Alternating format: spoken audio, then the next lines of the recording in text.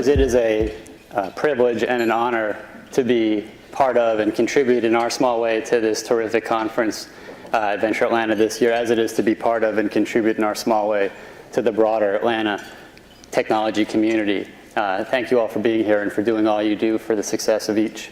So we have a world-class couple of speakers here today, so I'm just going to get right to introducing them so we can find out what their secrets are to success. I'm going to start with John Balen. So John's been investing in technology for 25 years. He's got dozens of successful exits. He's a partner with Canaan Partners out in Menlo Park. He's been the first money in and is a roll-up-the-sleeves company builder type of venture investor and director to many household names that you know, including a couple right here in Atlanta with Landcope and Cardlytics. He's also a very key contributor to the entrepreneurial communities on the West Coast and on the East Coast, and he was telling me recently how he's helping develop Roosevelt Island in New York City into a world-class technology incubator in cooperation with his beloved alma mater, Cornell. And Dick Kramlich joins us from NEA. Dick, as many of you probably know, is one of the founders of the modern venture capital industry. Started investing in 1969 with Arthur Rock, where he threw a little bit of money into a little startup called Apple Computer. After that proved out to be a good idea, he went and co-founded NEA in 1978. The first fund for NEA back then was $16 million, which probably was a lot of money back then. Hard fought. Yeah. These days, he's overseeing 14 funds with a total of $14 billion under management, during which point he was, for 20 years of that growth, he was the head managing partner at NEA. And 10 of his early stage first money in startup companies have grown into billion-dollar companies, including some of the household names that you see up there on the screen. Now, Dick, you don't know this, but in preparation for this event, I reached out to some of your long-term partners, and we were able to dig up a photograph from one of your early Monday morning partners meetings from way back in the day. Let me see if I can pull it up. There it is. So I think you must be the one. There's Chuck Newhall and Frank Bonzel, and Dick's the one with the pipe. I don't know. All right, so I'm going to get started. How venture capital has changed since earlier in your career and what might be different now? It's a lot more casual these days. You know, first of all, I want to say how great it is to be in Atlanta. I was giving a lot of thought to this, and I think Atlanta is really one of the 5 places in the United States that are hubs of the venture capital, community and the entrepreneurs starting new companies. I think this is it's really a great spot. I don't think at NEA we do enough here. We talked about Suniva, for example, and like that. That came out of Georgia Tech. But I think that there's a lot more we can be done. And so for 160 companies that are here in the audience, I would, and I'm rarely do this, but I would say call Peter Barris or Harry Weller in our Chevy Chase office, because I think that, or a guy named Ali Benihana, who's on the med side, because there's a lot more we should be doing in Atlanta. That would be my take. How has the venture capital world changed since the early days? The question is, how far back do you want to go? The style and the ethics for the venture business really formally kind of came into place right after World War II with Lawrence Rockefeller and Jock Whitney. And they actually laid down the thought process for it. My former partner, Arthur, with Tommy Davis, were one of the first people in the West Coast that really started the community. And there were some people around Boston. I was in Boston at the time. And so that's where the community really formally got underway. New York, Boston, the West Coast. And because of the sun and the water and the existence of Berkeley and Stanford, and primarily companies like Hewlett-Packard, a lot of it gravitated to Silicon Valley. It was sort of a natural event, and the informal network of people in the VC world started in California that way. In the East Coast, it was a little less informal, but still, it was not too different than that. So there are some constants that run through it as an industry. Somebody last night said, you know, has any other country ever formalized the venture world the way it has happened in the United States? The answer is not really. It's been tried in Europe and tried in Japan and tried in Asia to some extent, and there are variations on a theme. But in this country, I mean, it's a phenomenal natural event that's happened where 0.2% of the money that's spent in relative to the gross domestic product has created 21% of the economy in the United States. I mean, that kind of leverage is nowhere else to be seen. And so the answer is, now you have gone through, and we talked about this, but I'm really excited about the future of the venture business. We've gone through a winnowing out period, which happened in 2000 when we raised over $100 billion. It took about 12 years for that to meet its way through the system. But now supply and demand is really in good balance. As we like to say, the tourists have gone home. People are realistic about what they can expect from the venture business as an organized investment vehicle. And so I think that we're back with the real pros now, and I think there's nothing short of phenomenal revolution that's happening in the United States, because the cost of getting into business has dropped by 90%.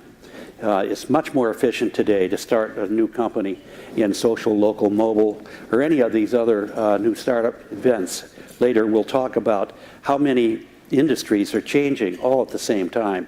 So the answer is a lot. The change has been a lot. It's gone from informal to formal to less formal. And it's gone from little to big to bigger. Great.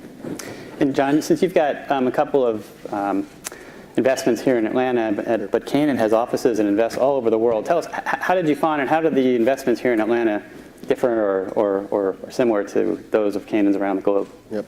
Thanks. I also want to just say thank you for being here. This is a lot of fun, and we love being down in Atlanta, so we don't want to be a stranger here. We have offices. We started as a firm with 2 offices initially. Fewer venture firms have done that. We have a New York office and one in Silicon Valley.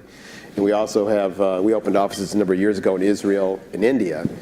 And having those other backdrops gives you a real way of thinking about different locations. And I think as a firm, we've done a very nice job of reaching out to other locations where there's great entrepreneurs and great opportunities. And it doesn't always have to be in our backyards. There's a lot of old adages, you know, if it's not within an hour's drive, then we'll go see it. I don't think we've ever subscribed to that. You know, if there's a great person with a great idea, we're going to go find them and try to be there. The harder part, obviously, is how do you grow. But we go to India, for example. It's a very raw market. They're learning how to even form companies, what stock is. It is at the very beginning. It reminds me of way back when we just starting companies, of how you actually form them, organize them, get people. It's still in its infancy in a way. Come to Atlanta, we found that it's best to try to do the kind of companies and people that are indigenous to the area. And for example, Landcope is in the security business. I'm sure you're aware of it, and started out at the Georgia Tech Incubator. And Cardlytics could have actually located anywhere. And they decided that the best place for that company to start, and I remember having the conversation, we helped seed the company, is where's the best place to be. And they were originally out in the East Coast in Virginia, and decided Atlanta's the place to be because it's a strong financial hub. And we started the company here. So the environment here, and having started the company from a seed stage, both of the companies here, the environment here is very conducive to startups. Everyone here understands the drill. People are very helpful. The infrastructure here is helpful for startups. And I think Atlanta, as Dick said, is one of the key areas going forward, has been and will be, I think, going forward through this period we've been in the venture industry, as being a great place for startups. So we're pretty excited about it and bullish to hopefully find some more opportunities, and maybe someone here today we could invest with as well. Great. So Dick, your resume would suggest you've had a couple of exciting moments in your career.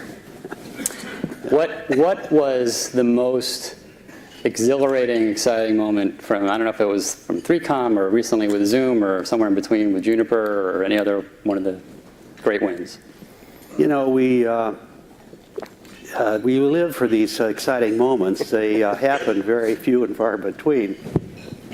I'm going to answer it with a preposition before that. And the preposition is that this is a a long and winding road. This is a long-term business. And when you get to these moments, it used to be said, 6 years of work and 6 months of pure ecstasy. And so when that happens, you can think about it for about an instant, and then you have to get back to work. I think the most exciting single moment that I can think of happened in about January or February of year 2000. I'd been lucky enough to be involved in the startup of Juniper Networks, and we had a great entrepreneur who started it. We recruited in the guy as the CEO, and the company grew really, really well. We were the only company that actually had software that interacted with Cisco. We were therefore able to go across the networks. We went public in 97 or 98, I think it was. Anyway, the point was, and by the time we got to year 2000, things were really ripping along. And we usually distribute our stock. We don't usually sell our stock. We distribute our stock in smaller quantities so as not to upset the market as we distribute it to our limited partners. But on that particular day, I'll never forget it, I pulled the trigger on our entire block of stock, for which we had paid $3 million, and we distributed $1.5 billion in stock that day to our LPs. 3 million to 1.5 billion, 500 to 1. And that doesn't happen very many times in our life. And the thing that I was proudest about is in our way of organizing a partnership where everybody's equal. I put $100 million in the hands of every general partner in the partnership. Was it sort of gift wrapped in a little box? It had free, clear, and unencumbered attached to it. It was great. Thank you for asking that question. Sure. I'm just going to wait a moment for every VC in the audience. Those are moments that you dream about in our business. It's such a hard business.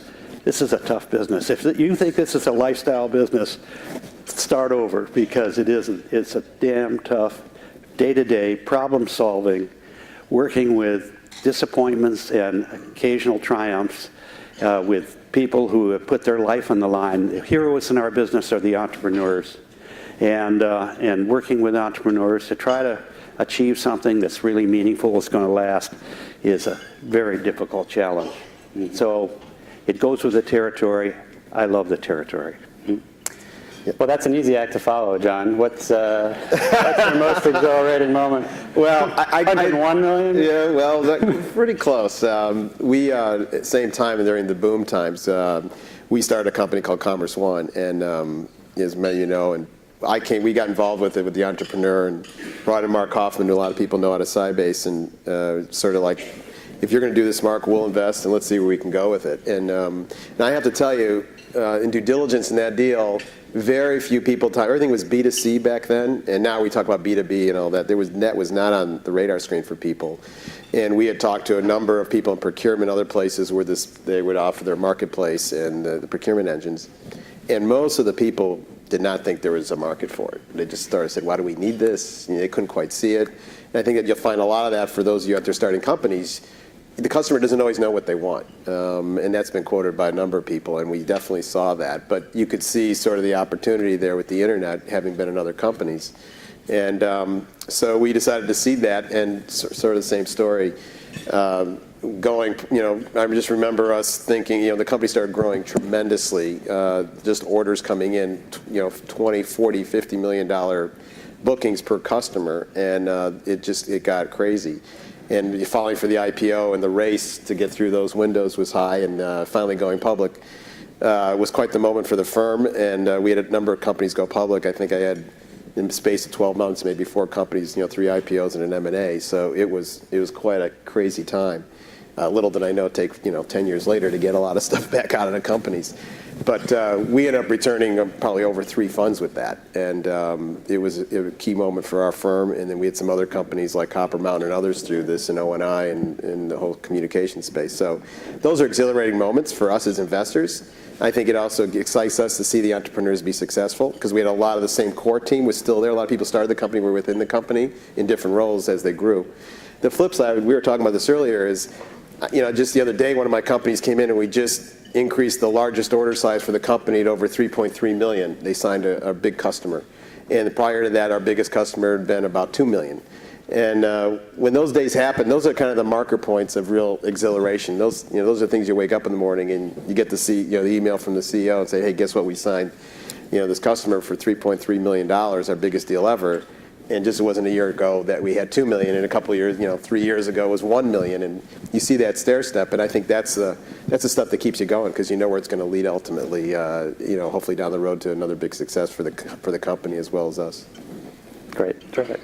So on the other side, I was hoping perhaps you could share what your biggest whiff was. What's the investment opportunity that you missed, that you just wake up and you kick yourself until you look at the $100 million in the box over there? I could answer that a couple of ways. But maybe I should talk about Home Depot, because I mentioned this last night at dinner, but I think it was about 1981 or something like that, when I had befriended a guy named Ken Langone earlier in my career. I was the manager of financial planning for a large company, and we had all these investment banks were calling on us, and one of them was Ken Langone, who at that time was a bond salesman primarily for a small bank, and I picked him anyway out of the realm because I thought he had a sort of a native instinct about what was right, which way was up, and so the long and short of it, he became very successful, formed his own firm, and he called me in 1981, I believe it was, and he said, Dick, I just starting a company with some great guys down in Atlanta, and we're calling the company Home Depot, and I'd really appreciate it if you would take a look at it. So I called my partners on the East Coast, and I said, this comes from a guy I have a lot of confidence in, and could you take a look at it? And so they looked into it, and we got some expert advice. They said it'll never work. And and that's what happens when you turn to experts, because there's usually an embed. This is a pretty good life lesson, by the way, because experts are usually those who are trained to analyze things that are in existence rather than things that are not in existence that could change the ground rules for those industries. And this was one of those cases in point. And so, despite my respect for Ken Langone and respect for Bernie Marcus and for Arthur Blank, both of whom I met at the time, we didn't do the deal. And needless to say, it was to Atlanta's benefit that it all worked beautifully the way it did, and I take my hat off to him. This could have been the Cranwich Aquarium. I think it's perfect the way it is. John, do you have any whiffs that you want to share? We were joking earlier. The one whiff I really feel, as I heard a couple of years ago, is Intercontinental Exchange. I mean, quite the company here in Atlanta. And boy, talk about under the radar. Really wish we would have been able to do that.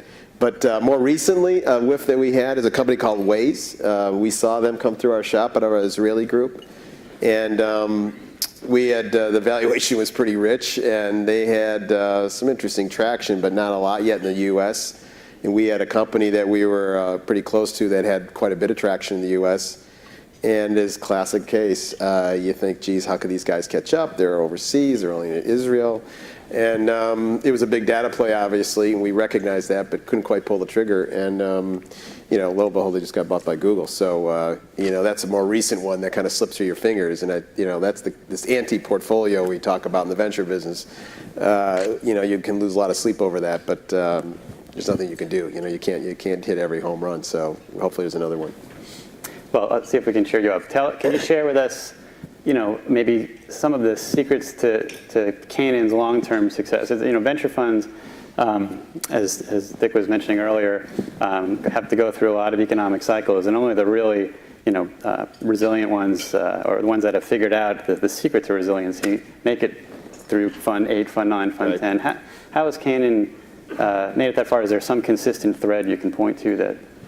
Yeah, we're on our 9th venture fund, by the way. We have about $3.4 billion under management. In the current fund, Fund 9, we did about a year and a half ago, $600 million. And if I look back, we maintained a lot of consistency despite a lot of change. We've kept our focus the same. We're pretty much seed and early stage investors. In fact, I think our current fund, we're about 84% seed and early stage at the moment. And we do about quarter mid to late. And we've kind of kept the same investment focus through the years, no matter which office it is, no matter where we go. And this was really tested for us when we expanded a bit overseas, and how to take the formula and try to see if we can continue to do that. And we said to each other, I don't care what other people are doing in late stage or growth equity or whatever is sizzling. Let's do what we know. We know technology, and we do IT and healthcare, by the way. Let's just stick to the same formula and bring those deals to the table just as they would if they came from California or New York or Atlanta or anywhere else, and try to have those deals march up against our existing platform. Can they beat or be at equal to some of the other things we're seeing locally in the U.S. domestically? And I think that discipline has been really helpful. I think culturally, after the firm started in '87 and I joined there in '95. We've kept a pretty consistent focus about being open with each other. We're a pretty flat partnership. We try to bring all our investment professionals into every decision. People take the decision on collectively. Obviously, we have people responsible for being on the boards and so forth. But high ownership stakes and being consistent about transparency. I mean, this is all the buzzword right now. But when things got difficult in the venture business back in 2000. We took it upon ourselves to be proactive about, how do you figure out what's in the portfolio that you should be focused on and whatnot. And really, in those times, kind of drew upon another system of just allowing us to understand bring all the data together for our companies, which seems obvious today. But back then, I think everybody didn't have everything in one place. And just having consistent, throughput through what we do, decision making, pretty much the same. And if you keep those things simple, there's a hard enough business as it is. Let's not over-engineer it. I think that's kind of helped us through the years of being consistent. When people come into the firm, we tend not to hire general partners outside the firm. We tend to get people that we can grow, that we know we can work with for a while. As all of you know, people if you work with for some time, their idiosyncrasies. And we try to groom or help people get to the business and bring them in and grow. And it's been pretty successful. We've had most of our GPs have come from either associates or analysts or principals, depending on how they came in the firm. So everybody kind of knows what they're signing up to. Because you're going to sign up for a 10-year fund is really like a 15-year fund, and you want someone's going to be here for the duration, good, bad, and indifferent. And I think you get to know people over time, and that's been really helpful to us. And Dick, I've heard you talk about how you like to build companies for the long haul. What are some principles or, some disciplines that you instill in your companies and at NEA for the long term? Well, I think no prima donnas, number one. I think a flat organization. I share a lot of the qualities that John mentioned because I think those are pretty sustainable. And I mentioned we treat everybody the same as a general partner with income and compensation, which we regard as an advance because we pay it back, and then as carry. And our carry what we do is try to treat our limited partners as we would want to be treated. That's the bottom line. And so that has played itself out over a period of time, in a formula that not only has the venture people in the firm mostly flat and understanding where they're going in the longer run, because we want to build a 100-year partnership. That was our goal when we started it, and we're 35 years into this. And I think actually we have the grounds to make it. And I think that as we've seen the venture business kind of deteriorate over the last 12 years, it hasn't been a bad thing. It's a tough thing. I hate to see people fail, and no matter what business they're in. But every business has its filter system, and it filters out things that are either ineffective or inefficient. And so it's up to the people in the firms to make sure that they can see beyond the corner and really build something that's going to be sustainable and actually allow this wonderful phenomena that I mentioned to perpetuate. So I think as in addition to a flat organization, transparencies and checks and balance. Those are two words we've used from the get-go. And then I think the other thing that occurred to me about the year 2000, and this was something, I mean, it was one of these, why did it take me this long to understand this kind of moments? I realized that I could see these successful fellas and women and other venture firms, you know, splintering off for one reason or another and going to other places. I said, you know, if you really have a sustainable entity, we ought to have some anchors in here that allow people to build their entire life career around it if that's what they want to do. So we at that point, we're going from back-end loaded 25 points of carry to 30. And so we said, let's take that other 5 points and put it in a management company. And so we said, because I hadn't seen anybody actually ever make use of a management company. It's usually just it's just a whoosh through and that's about it. And you don't keep any permanent assets in the venture fund. So I thought, if we did it a little differently and actually took that extra 5 points and then ran all the revenues and all the expenses through a parent company, we could build perhaps an organization that could last, the next 75 years or wherever we're at the time. And so that's what we did. And nobody missed it because we're going from 25 to 30, so it was 5 points you didn't have earlier, and we've kept it in place ever since. And the limited partners don't mind this as long as it's back-end loaded. And we don't get anything out of our partnerships until full capital is recouped, including costs. So that puts us on a level playing field with the LPs. And the idea that we could have sustainability in the parent organization through that time really made a lot of difference. And we went on when the industry was going left, we went right. And we said, okay, look, we think we can manage a larger pool of capital and actually increase our rates of return. The experience in the first 20 years we had the first 7 partnerships, we had a net to the limited partners of 41.4% annual rate of return. And that was a great rate of return. We're thinking about how we want to sustain this. And we said, then that's when we got into how do we scale, because the next big problem in our business is scaling, and it's not a simple thing to do. So we have various methods of scaling, but it's all about accountability and shared goals, shared rewards. Those were all our precepts when we started the organization. So the point is that by building these assets that would come into the partnership and do it on the basis of that I just mentioned, my wife says, in other words, what you're doing is you work for nothing. Is that right? And I said, that's right. And I said, any complaints? Anyway, she thinks that we are a little bit too much in that direction, and she's probably right. But anyway, I really think for the long term, if you're going to build an organization for the long term, you really have to think in terms of fairness, shared goals, shared rewards, with your partners. And your partners are all your members of management, an operating company. In the venture business, it's your partners and the colleagues, your associates coming up. And you want to give them a roadmap to success. And I think hard work is what leads to the success in the end of the day. So I only care about 2 things. I care about entrepreneurs, and I care about distributions to limited partners. It's a pretty simple life. One usually leads to the other. That's right. That's it. Exactly.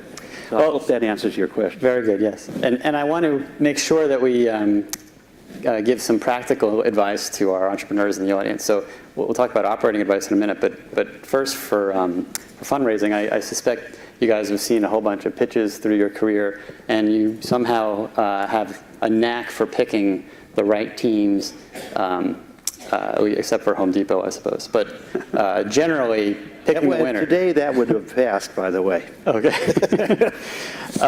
So when an entrepreneur in this audience is either preparing to fundraise, whether to you or to another source of investment, what is the way that they would stand out? How would they find you? How would they demonstrate that they're the ones that can win in their market? What's the right approach? There's a great virtue in simplicity. I really, when I hear a presentation, I want to have something that's not overly pitched. I want to hear, sort of the back end first. I want to understand why people are doing what they're doing, what it is, what's the value proposition, what's the disruptive nature of what they're doing, what are the barriers to entry.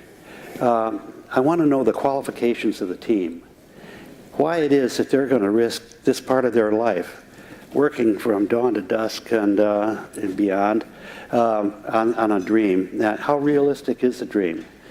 Is the industry ripe for disruptive entity coming into the industry? In the end, is this going to make a difference? What you're doing, you're going to bet your whole life on this. Is this going to really be something that's going to make a difference? And so we ask ourselves those questions. And it has to come through in the presentation. A part of it is the economics of the situation. A part of it is how much capital it's going to take. A part of it is how efficient you're going to be with that capital, obviously. At the end of the day, it's a lonely job to be an entrepreneur. And we want to have somebody who is actually a partner, who can turn to other people who've gone through this, a number of times before and seen just about every curveball in the books and been able to handle it. And so we want to have people who want to be partners. And we have over 65% of our companies are now brought to us by our former colleagues that are entrepreneurs. And we've incorporated a number of them in various affiliated representatives around the country with us. It's really a trust thing more than anything else. And you see how people can, we have, almost impossible barriers, almost impossible challenges we have to overcome. That takes a lot of courage. It takes a lot of smart. It takes a lot of problem solving. And that is the nature of what we're into. So it doesn't come easily, but it is by far worth the effort. John, how do you find what you're looking for? I think the formula is pretty similar. We're always trying to look for disruptive people. The things I'd add to that is, since we do a lot of seed and early stage investing, there's only so many spreadsheets going to show you not a lot. But what it will show you is how people think about how their business might grow and what do they think is big or small, and how do they think about building that business. And as Dick said earlier, a lot of the enterprise SaaS companies today, are so much easier to do and less expensive. So you don't have sort of that overhang of the capital you have to raise to get to the promised land or get the feedback loop to a service that you're offering. Hey, John, why don't you use the example of the company you and I just worked on together? Oh, yeah. Because it went through a lot of challenges, and we came out okay at the end of the day. Yeah, Dick's referring to, we did a deal back in our 99 fund, well over 10 years ago, called EchoPass. And it was a company, today seems obvious, they were doing call center systems in the cloud. And at very high end. And we started this company together. We co-invested it. It was a group of guys who had spun it out of a call center company and had the right idea that, hey, this, instead of buying boxes from, Avaya or something, Aspect, and my partner was originally one of the guys at Aspect, let's put this in the cloud, just as you'd have a lot of phone services, and we'll provide a much better service. You could add people as you need them, much more flexible, et cetera, et cetera. Today, that seems obvious. At the time, I think it was, it initially had interest, but then the market changed, it went down, and everybody was just hunkered down and not be able to spend. And the founders didn't last very long in the company. We had to add some people in sales. We had to add marketing people. And NEA and Canaan are really the backbone of the company. And I think the one thing I will tell you is, who you have as partners, who your investors are, and your capital structure is extremely important. I know raising money is hard, and it's always nice to say we're done, but the quality of money is more than green. And the kind of people you have behind your company and who we partner with at the board as well as in the cap structure is extremely important. And this company we had all kinds of people involved who got excited for all the right reasons. Some firms couldn't make it through the downturn, and they had no money when we needed to raise money. And NEA and us both stepped up to try to figure out the right thing to do. We finally, in the search for a sales VP, we found our CEO. Vinny Deschamps, and he really took the company. He came, by the way, from Avaya, John Yeah. putting on his microphones. And he was one of these guys who would never take no for an answer. And he really had core beliefs that transcended the problems. And he shared this beliefs we talk about. I mean, you know, you're dealing with other people's money here. We respect the LPs as our own partner, and they work with us hand in hand. And he looked at us as his co-investors that he never wanted to let us down. Every dollar counted. I mean, they saved everything, and so they went through the downturn. And he ended up hiring the right people more times than once. We had to keep the company moving. Finally, we got sort of head above water. We got to the point of getting profitable. This company's been profitable now for probably 3 or 4 years now, consistently, and growing. And because it was in an older fund of ours, we needed some additional capital, and we ended up getting a banker that started looking for money. And we found a group, Columbia Capital, out on the East Coast, very focused firm on fixed income investments. They were very sensitive about losing capital, but to give you a nice rate of return. Really straightforward term sheets, and allowed us to still stay involved with the company without having someone come in on an equity side and try to just, you know, upset the whole apple cart, which is not what the company needed. And by and large, we continue to grow the company, and just most recently they were acquired by Genesis, which we thought might be on the horizon at some point. But the fortitude and the push by this team is unbelievable, and it takes strong partners, I think, as NEA has been with us, in helping them feel like, hey, they got a backstop if things weren't going well. And I think that's a big part of the venture business. I mean, when all goes up to the right, it's easy. When it's going sideways for a while, or it's just, you know, there's nowhere to turn, you know, that's what your venture partners are for. And as you build your companies, that's the litmus test I think you got to get when you look for capital. So maybe dovetailing off of that, again, for the benefit of our entrepreneurs, when they're struggling or not, or laying the groundwork for growth, what's sort of the, you know, from your experience, the nugget of advice that you'd want to make sure you leave our Atlanta entrepreneurs with? So I'd tell a little, mind if I tell a little story about that? That's even better. This is, I think, you know, sometimes sports analogies are very appropriate to the world we live in. And Ronnie Lott from the San Francisco 49ers told me this story about life lessons.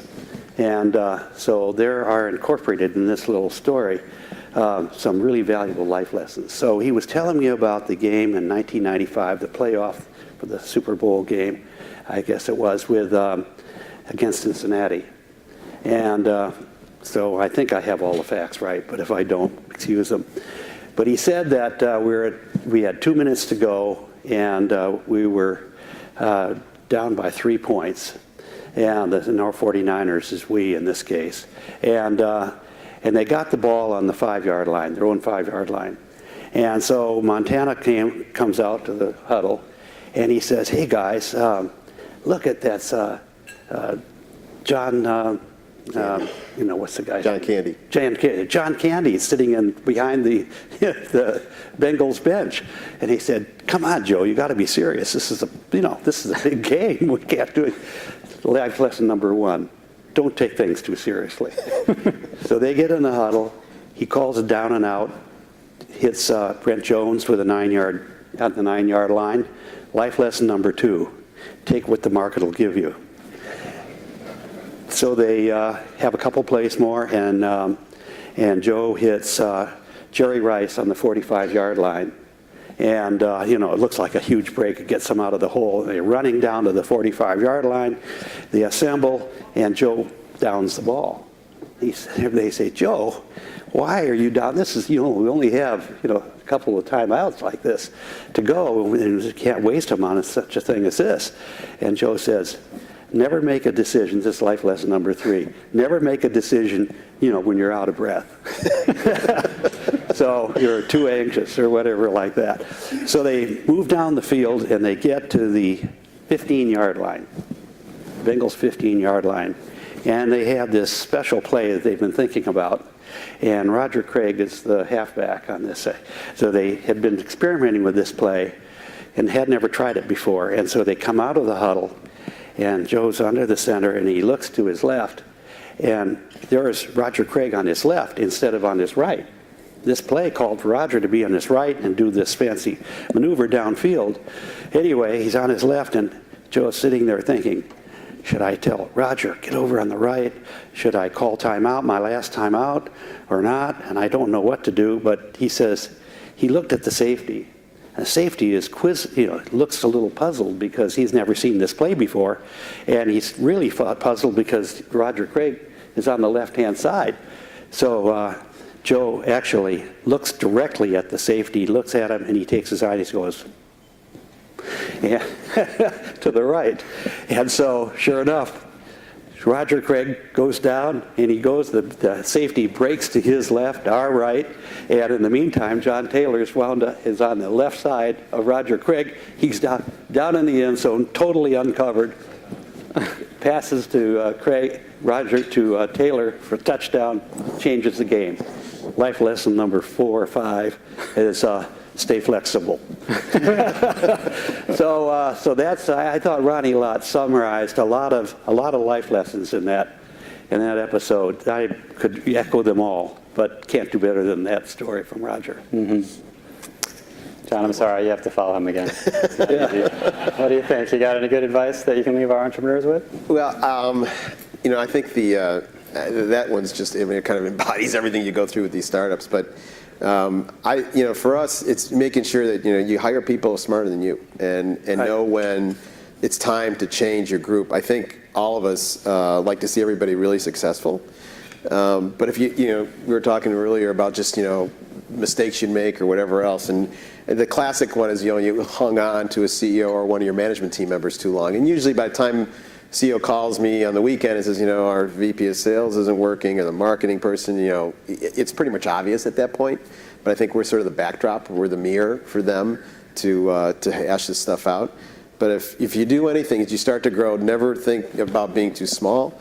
And as you grow, you will need additional people. Of all the startups we have, very few times do you get people to scale with the company, all through the initial sales to the medium growth, to eventually if you're public, and you just have to get used to it. Your organization is going to change. One thing, that'll be the one constant. And if you get comfortable with that, you'll be a lot stronger because then it's not territory of who runs what and what turf they have. And this is where a lot of fighting comes in startups because you try to have to get along to each other when you're small. And the groups, I've seen this more in the entrepreneurs that have done it more than once. I think they're much more comfortable with that. I think the first time entrepreneur, you're really afraid to let go the reins or let someone else take another job. But I think it's if you can get yourself used to that, that's the number one thing. Because the money just gets you going. It's the people that run the company, and they're the ones out in the field figuring out the customers. They're the engineers at night trying to figure out the problem. And the more smart minds you bring to bear to solve a problem, the more likely you're going to solve it. In fact, they'll probably come up with something you didn't even think about. So I think that's the crucial part in most examples. I just want to underline how wise that counsel is that John just gave you, because as the company grows, it's very tough to yield and say, there's somebody better for this job than me. Very hard. And it's really a good thing. I have one overriding slogan that I keep in the back of my mind all the time, and I've used it in every walk of life, and that is, when in doubt, leave it out. When I really, if I confront a decision, I'm going to say, if I have questioned myself too much, I just say, forget it. Mm-hmm. And that's served well over the years. Yeah, keep it simple. Right. So maybe it's probably helpful to take some of those general principles and apply them to a case study for the benefit. Maybe they can figure out how to apply it to their business. So you were sharing maybe the case study about navigating growth with Kabam or one of your other companies. Well, we have a gaming company that was started in our office called Kabam, and it's a online gaming company, and it was actually started by one of our analysts.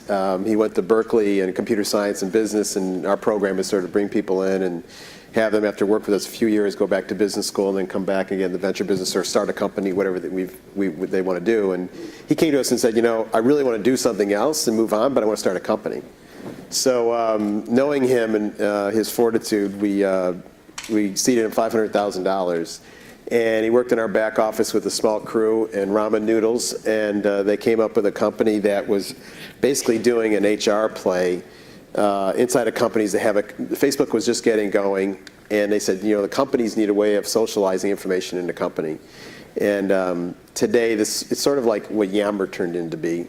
They were part of the precursor of it. And they ended up getting some big companies, Ford Motor Company, they had Del Monte, a number of larger firms using this network internally.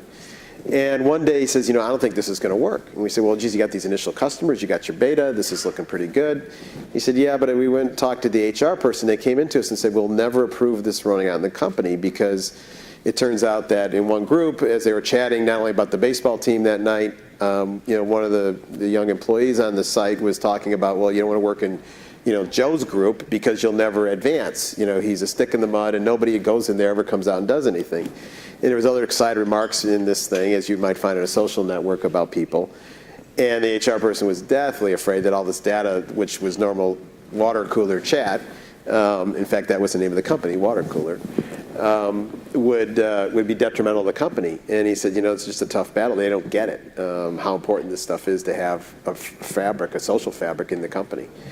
But he says, but while we do that, and he still had money in the bank, I got another idea. So what they eventually turned this water cooler into is a social fabric that sat on top of Facebook. This was pivot number one.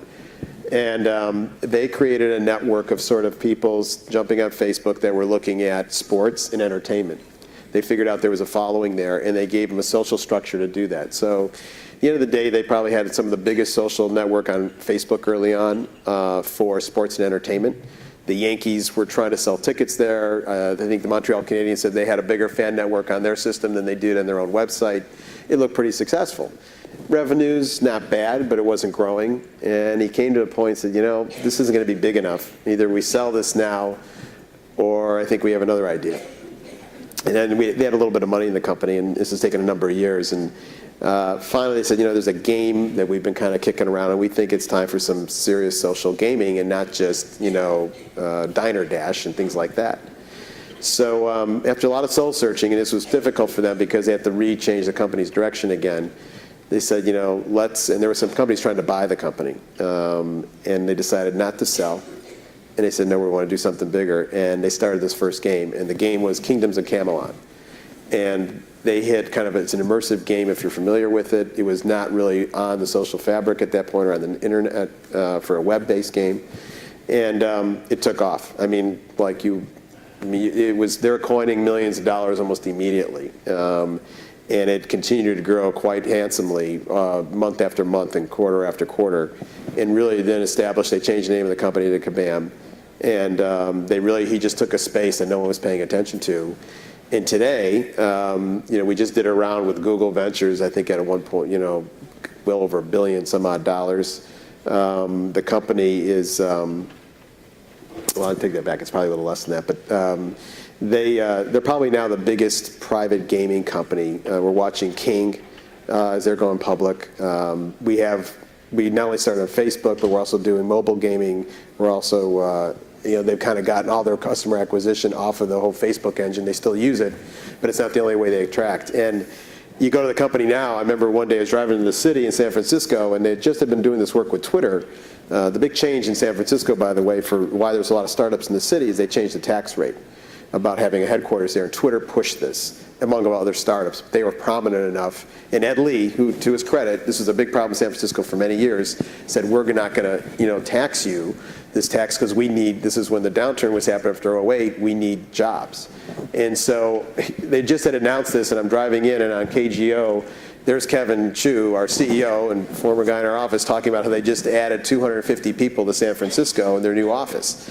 And I think it's a really telling moment. And the company today is now international. We have our eye on the IPO market, obviously, extremely well run. And if he didn't take that chance twice with this company and really see it through, he really wanted to create something big. It's pretty phenomenal. So it's just a great story. And handling adversity, and I have to tell you, I thought more than once that kind of maybe I'm better off selling it, and he didn't do that. So it's worth doing. And Vic, now that your partners show up every Monday morning expecting $100 million gift,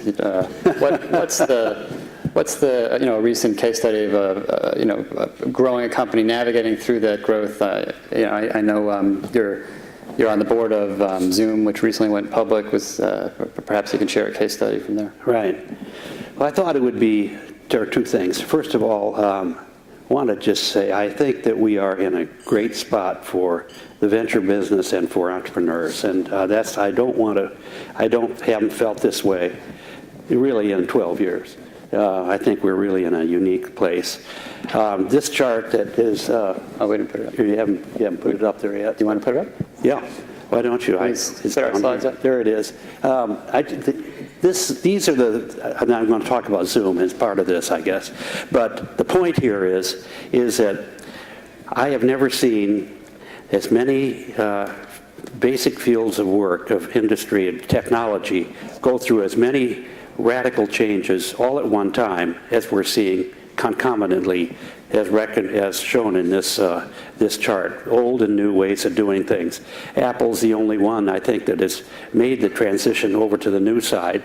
And everybody else, it's really every one of these names has a lot to say for it. And these are not all NEA companies, but there are a number of them that are. And so I won't go through all that, except if you want to.